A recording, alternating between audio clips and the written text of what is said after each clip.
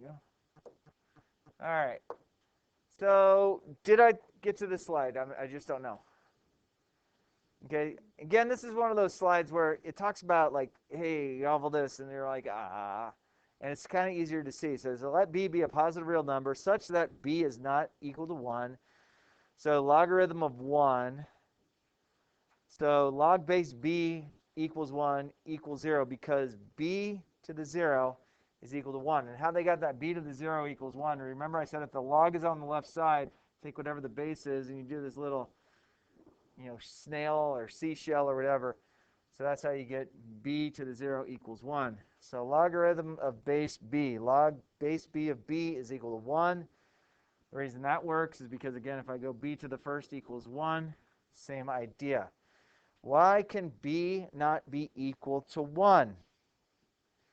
Why can't I have log base 1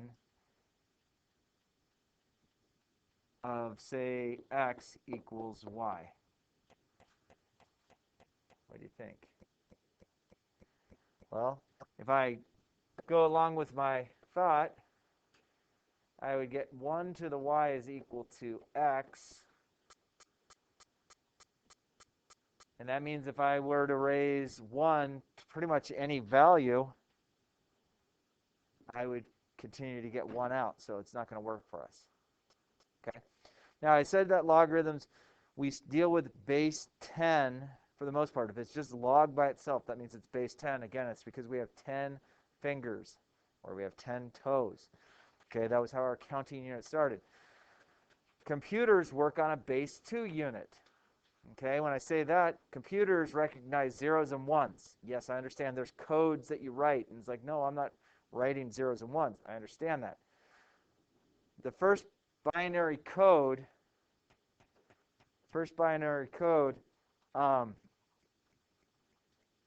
was written with zeros and ones, and then they created programming languages that basically still use zeros and ones, but put it into a form that we understand, which is fortunate.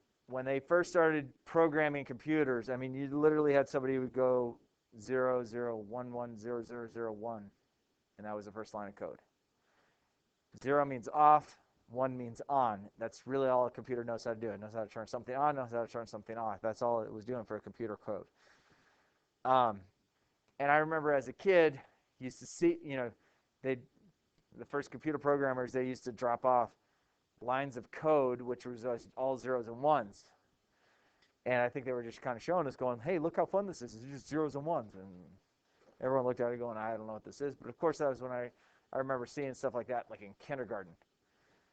But obviously today you have so many different types of programming languages. They become better and better and more logical when you use it. A lot of them are drag and drop pre-programmed things into the language so you could program things to do what you'd like to do. All right, so rewrite each equation in exponential form. Okay, the first thing that you always want to make sure it takes place, you want to make sure you have log on the left side. And we do. If we don't have log on the left side, flip the entire equation over. Just change it to get log on the left side. Okay? So this is going to be 3 to the second equals 9. Is 3 squared equal to 9? Yeah. So I just wrote it from logarithm to exponential. Start here. 5 to the first equals 5.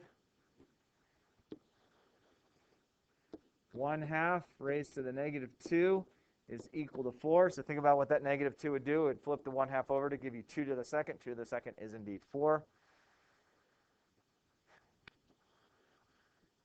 19 raised to the 0 power is indeed 1. Okay, so if you can remember that little shape and the log is on the left side, you can go back and forth between logarithm and exponential. Okay, sometimes it's easier to solve something as an exponential. Sometimes it's easier to solve it as a logarithm. I can't give you an exact, hey, it's easier this way than this way. It just comes more and more with practice. Okay, sometimes the exponential form presents it to you in an easier fashion that you can do. Now, right now, we don't have any variables up there, So we're just rewriting it. So it's when you start getting variables solved for a letter, it becomes a little bit easier for you to solve. Question so far? Seem A-okay? Can I move on? Yay. All right, so evaluate each expression without using a calculator. Okay. This is where there's two ways that you could go about doing this, and sometimes it won't be easier, but sometimes you might be able to say, okay, could I change 0.04 to be 4 over 100? Okay, convert a decimal to a fraction. Can I reduce 1 over or 4 over 100? Yeah, that becomes 1 over 25. 25 can be written as 5 squared. So what is log base 5? And tell me what I just did here, other than put it in parentheses. What did I just do? How did that math take place? How did I get to a negative exponent? Yeah. Yeah, 1 over 5 squared is the same thing as 5 to the negative 2. So basically, I moved the 5 to the second. I moved it to a numerator. When I moved it to a numerator, the exponent has to be negative. Now, if this right here matches log base 5 of 5, that means the exponent is the answer. So my answer to this one is just negative 2. That negative 2 becomes a base. It doesn't stay as an exponent. The log base 5 of 5 cancel each other out. The exponent falls down. There's nothing to hold it up anymore. Okay? Does that make sense? So sometimes you might have to look and say, can I turn the decimal into a fraction? Can I reduce the fraction? If I reduce the fraction, can I change the base of my fraction, or one of the numbers in my fraction to match with my log base of whatever? So on problem number 6, I want to turn 81 into base 3. 81 is the same thing as 3 times 3 times 3 times 3. Agree? So on this one, I'm going to change this to log base 3 of 3 to the 4th. These match. Nothing to hold up the exponent any longer. So my answer to this is just 4. So it becomes you have to use a little critical thinking on this in order to make it work. Number 7 is a little tougher. Okay, so we have log base 1/2 of 8. So can I change? Yeah.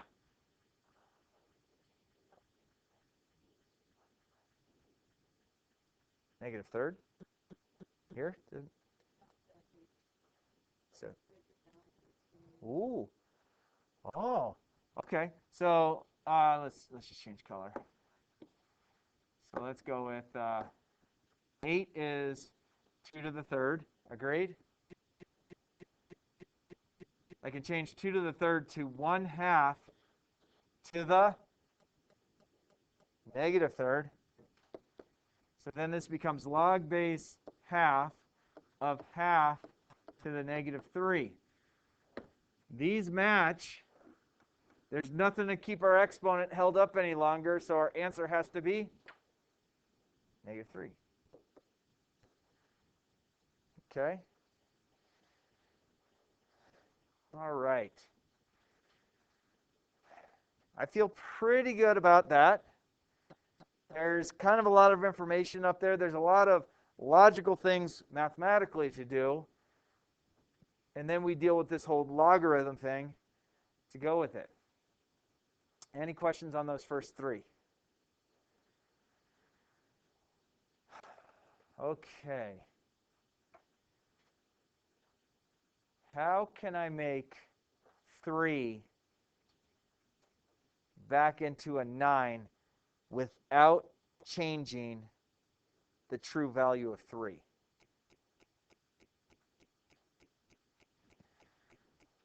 What do you think? The only way I can think of right now is square root of 9 is equal to 3. Agree? What's another way to write square root 9 but having having an exponent rather than a radical? Yeah. Yeah. So 9 to the 1/2 power. Okay. So if I plug that in, then I get log base 9 of 9 to the 1/2 power. Again, friends, this matches now. There's nothing to hold my exponent up any longer, so my answer has to be 1/2. Okay, and then they give you a little hint down below. It says, hint, try rewriting the expression as an exponent first. And that's fine and dandy, but I'm going to show you kind of a way in the next couple slides. If I were to change these to an exponent in exponential form, right? Try rewriting exponential form first. I can't do my seashell. I can't do my snail because I don't have it equal something. Yeah. So if you don't, isn't it if you do like 5 to the x because there's no equals, like you put a variable there, and then you'd be like equals like 0.04, and then you solve the x. I think your thought process is doing well. I like that. So what you could do, let me move that top one down. Let me do this. Log base 5 of 0.04. Okay, and I'm going to add something that's not there. I'm going to add this. Oh, come on. I have some nice things. I wanted to change it to this. I wanted to change it to, notice I added equals x. That equals wasn't there. I committed like a sin mathematically because I added something to the problem. But sometimes it's going to hand it to you a little bit easier. Now, I don't know if this would take place, but in this situation, we could say, well, 5 to the x is equal to 0.04. That might not be as easy as we think right there. What we could do with that is we could continue to do this. 4 over 100. 5 to the x equals 1 over 25. 5 to the x equals 1 over 5 squared. So 5 to the x equals 5 to the negative 2. Like bases, that can be equal. That was a much longer way to go about it, but sometimes it might help you in these problems. So I am giving you permission, if you don't have an equal sign, sometimes, only sometimes, it might be easier to say, let's put the equal x in there, and then convert that into an exponential. Now again, that was a longer method. But some of you might see that method a lot quicker than the other. That won't always be the case where it makes it easier. It might turn it into a much more complex situation. So, and again, I can't tell you when it becomes more complex and when it becomes easier. It's just by trial and error. Sometimes it'll just present itself to you going, oh, wait a minute, this worked better. Okay? And I could have done that to any of them. I could have said equals x, done the little snail or the shell or whatever we're going to call it to do it. So let's see if the next slide offers us something different. Oh, well, this starts talking about the common log. So if you have log base 10 of x, that's the same thing of log x. So if you have log x, that means it's automatically base 10. Okay, so those are the same thing. And then we have log base e of x, and now it's equal to ln x. So log usually has a base of a number.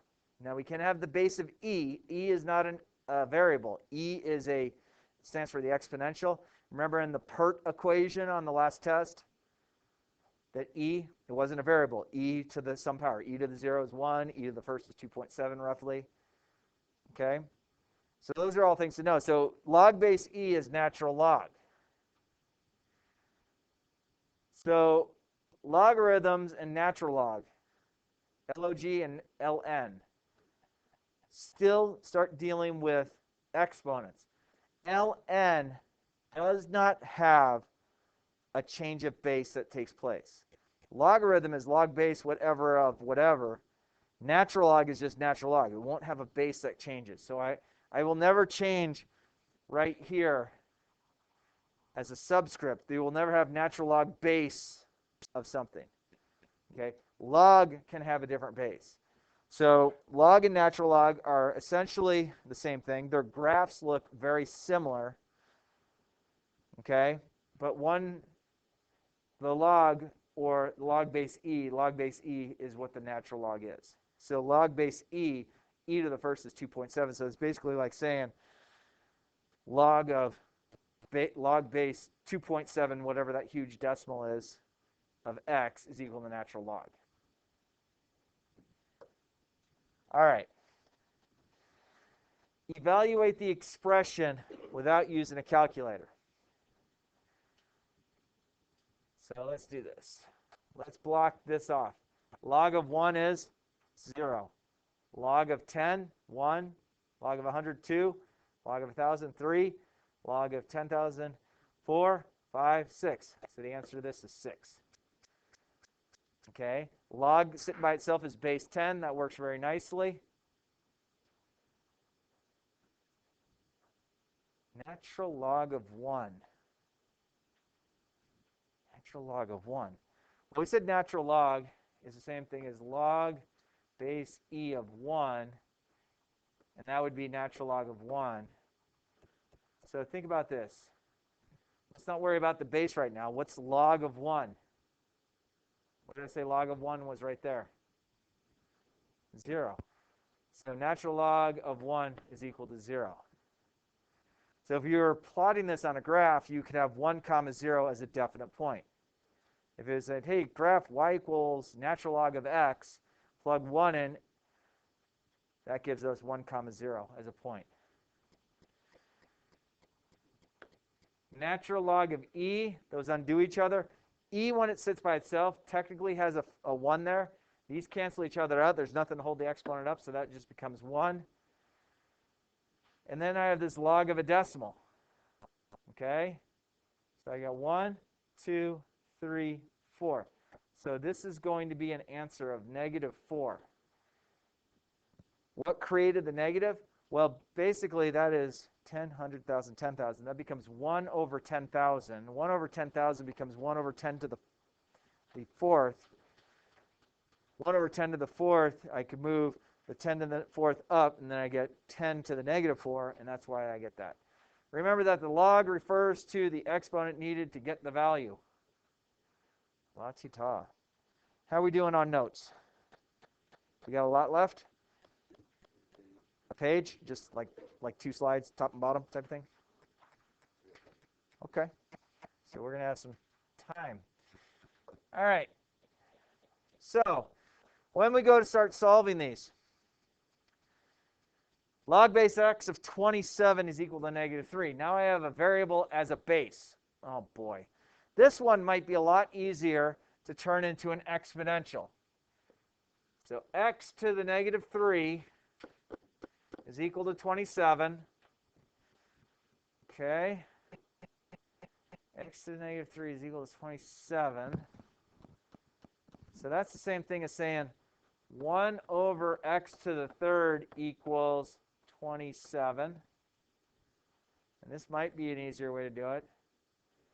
Now I have a variable on the bottom. Oh, boy. Well, think about algebra. Can I do this? If I do that, can I do this?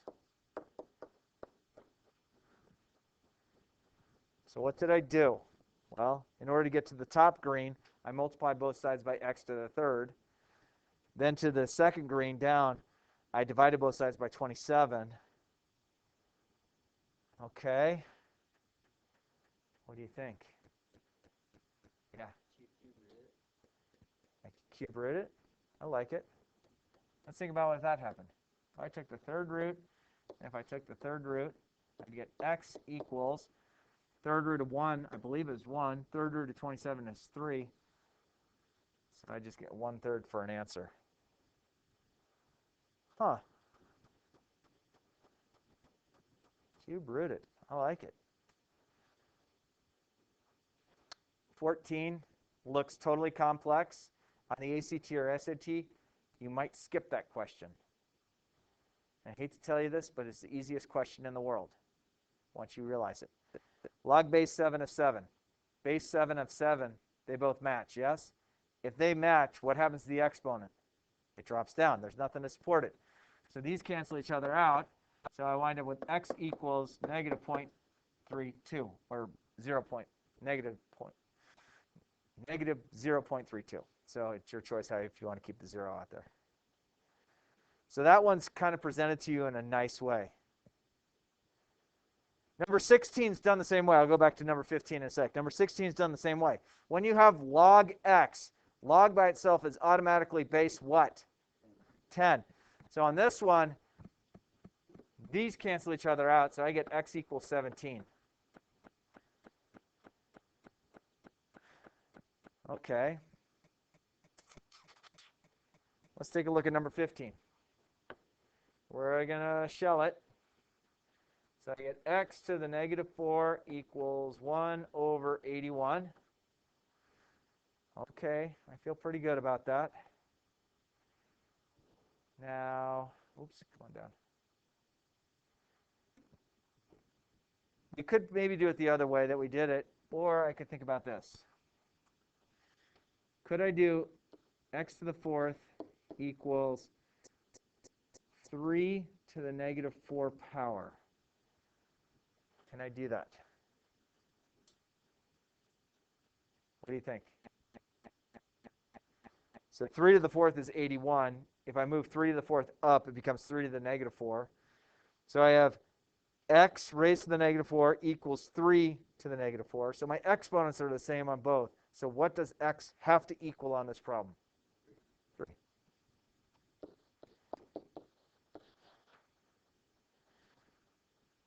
And again, they try and give us a hint saying, hint, try writing the expression in exponential form first.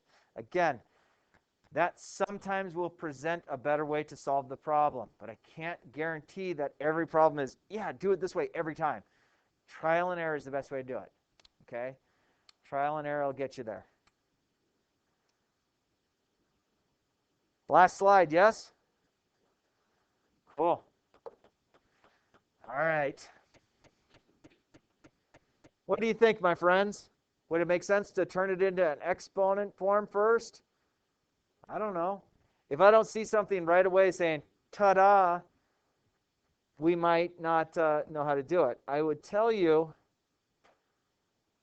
that we might be trying to think 125, because 125 is 5 to the 3rd. So maybe trying that way first. But I also might think if I did 1/5, excuse me, raised to the negative 3 is equal to x. Oh, wait a minute. That flips over, right? So I get 5 to the 3rd equals 3, or x, excuse me. 5 times 5 times 5 is 125.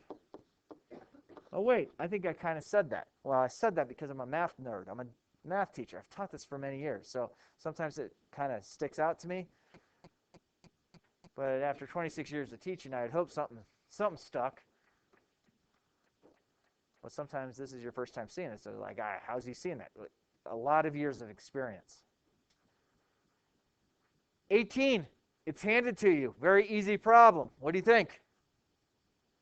X equals 12. Why is that? Well, yeah, those cancel. Done. Now you're thinking back, man, when I took that ACT, dang it, I left that blank. It was obvious. Sorry. Got left behind. 19, it's handed to you. Agree? What do you think? 4. X equals 4. Boom, those cancel. Done. 4 equals x. Yes, 4 equals x and x equals 4 means the same thing, but sometimes people like to write it where the variable's first. Yes, there are some professors and teachers that are like, no, x always has to be first. Based on what rule? Just because. Oh, now that's our argument because it's just because? Okay. Hey, friends, E and ln cancel each other out. Agree? So what's my answer to number 20? 17. And again, we should probably do that so everyone's like, oh, yay, happy. Am I done with notes? That's it? There's nothing left? Question or stretching? None. Whoa, hey. I shouldn't do anything like that because I'm going to mess things up. All right, so my friends, I will tell you, yes, there are a lot of problems. No, I'm not going to give you all of them. I think if we did 9G, I would think if we did the odds would be good. Now, I know if you look at it, you're like, wait a minute. If you gave us all the problems, there's like 68 problems. Yeah. So I gave you 34 problems for homework. I'm giving you 18 minutes to start it. If anyone needs a picture of this, come on up, take a picture, and happy to let you start it. Can I stop recording, or is there any vital questions I need to keep recorded? All right, I'm going to stop recording.